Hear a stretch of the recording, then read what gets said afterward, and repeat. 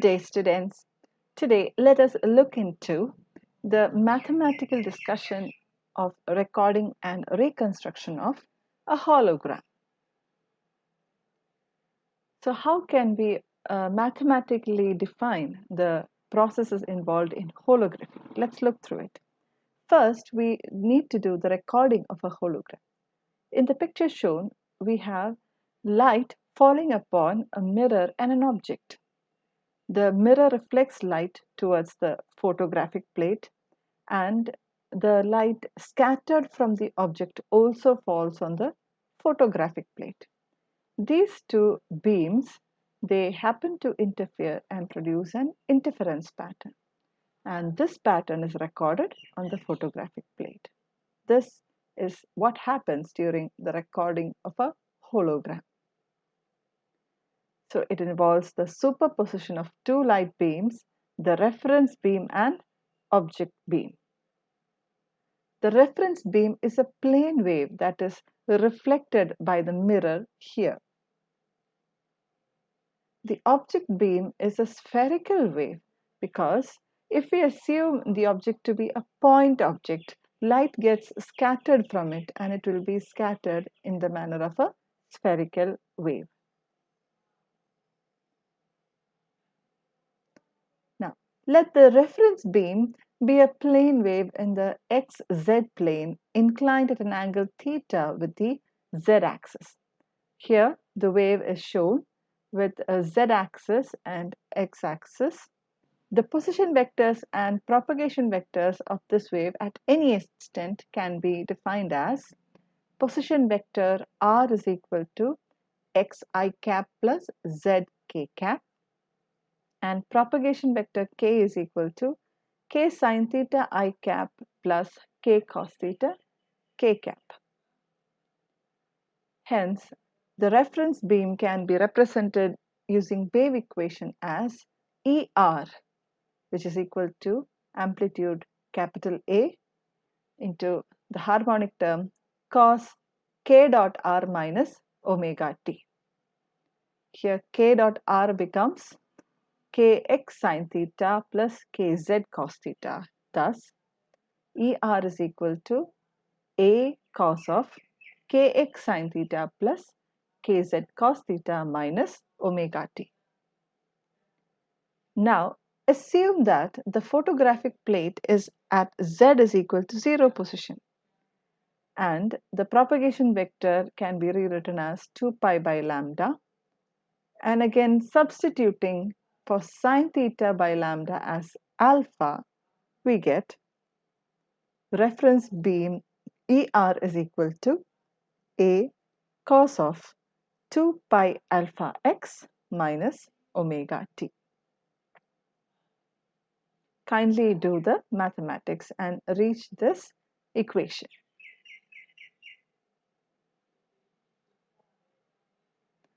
Now, if the object is a point scatterer, the object beam will be a spherical wave. Thus, the object beam ES is represented as amplitude small a into harmonic term cos of phi minus omega t.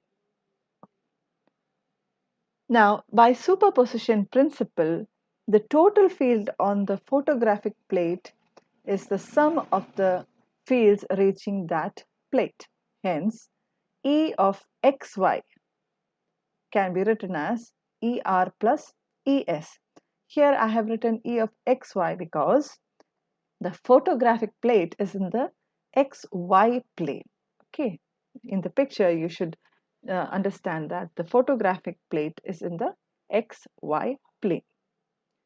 Carrying on, the sum of ER and ES is given as E is equal to A cos of 2 pi alpha x minus omega t, the reference beam, plus A cos of phi minus omega t, the object beam.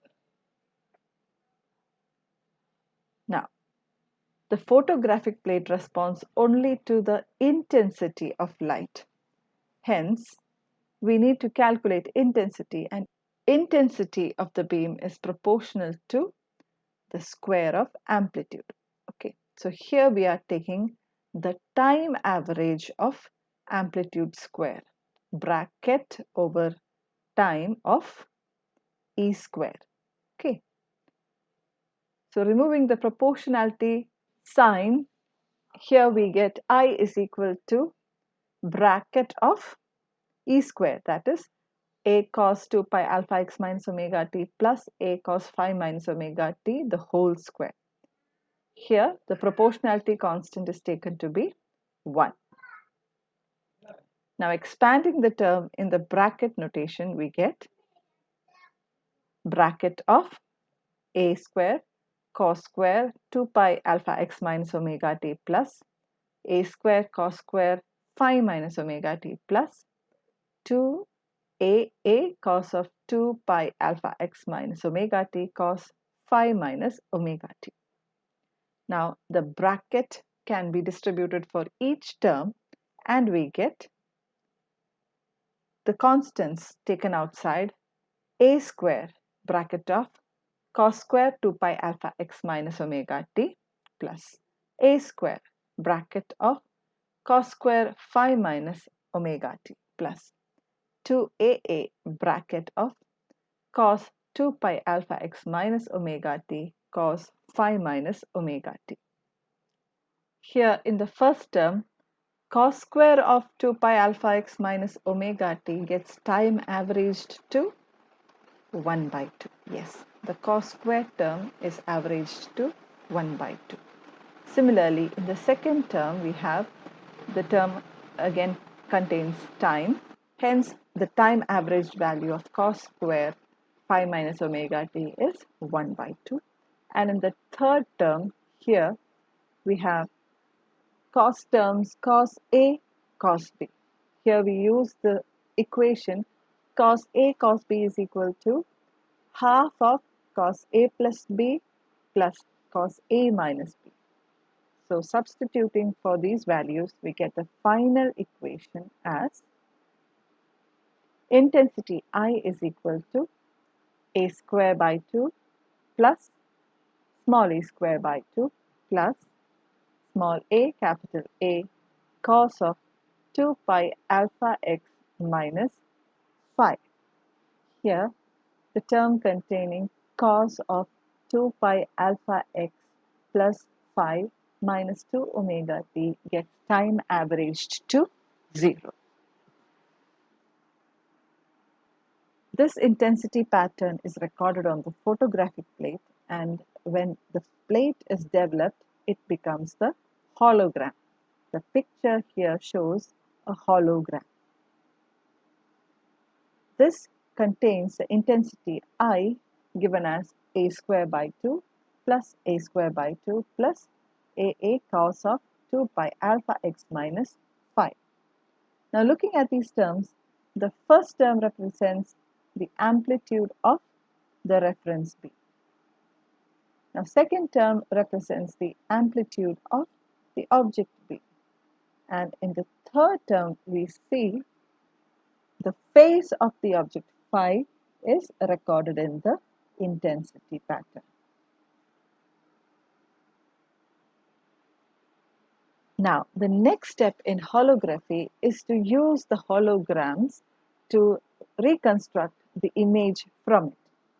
So here, the picture shows the reconstruction of a hologram. When light is passed through a hologram, it gets diffracted. Most of the reference beam can be seen traveling along the same direction, whereas the diffracted beams produce the images. Okay. Now, for reconstructing the image from the hologram, it is illuminated by a reconstruction beam, which is almost identical to the reference beam. Here, we should remember that to reconstruct the image, the wavelength of the light source used should be almost identical to that which was used for constructing the hologram. Okay.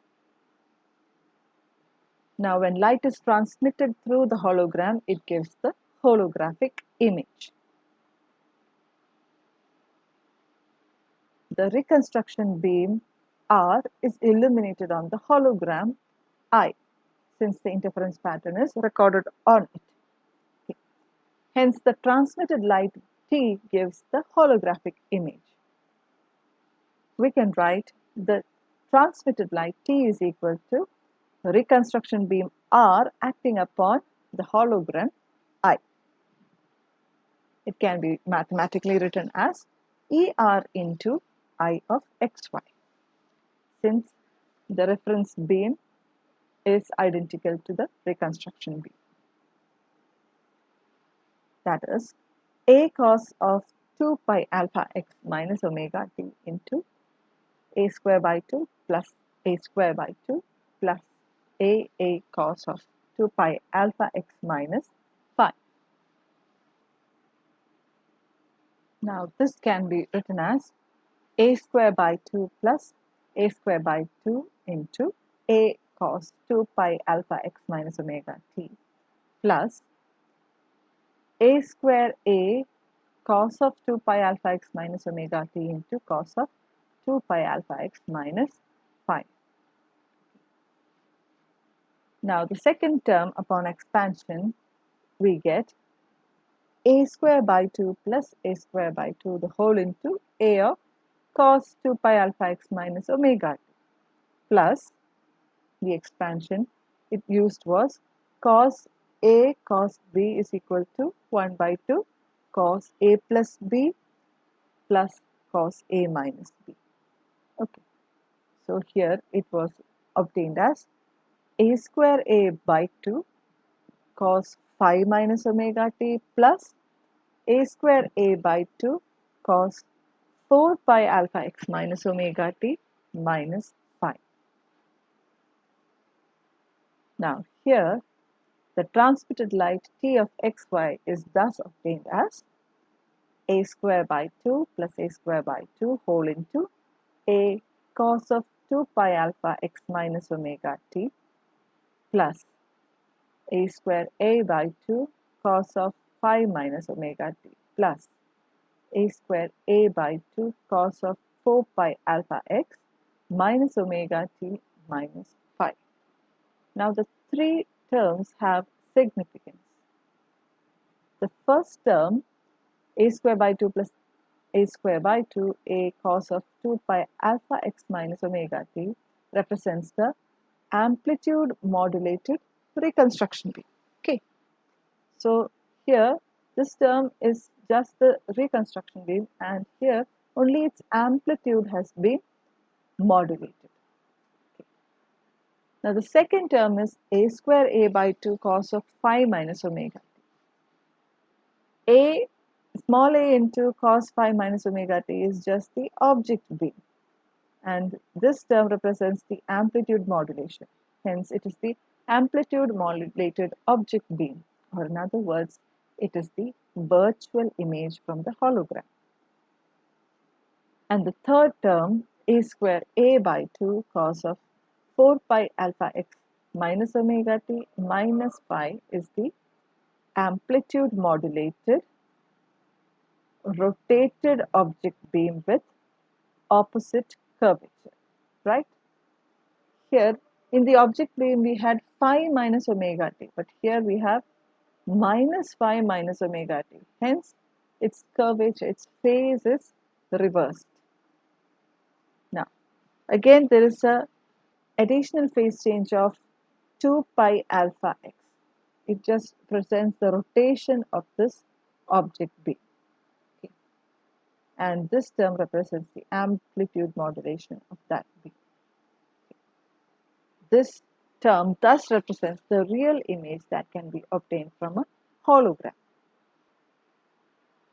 Now in the picture shown here, when light is passed through a hologram, the reference beam that gets diffracted forms the images, and the remaining part just transmits through. Okay.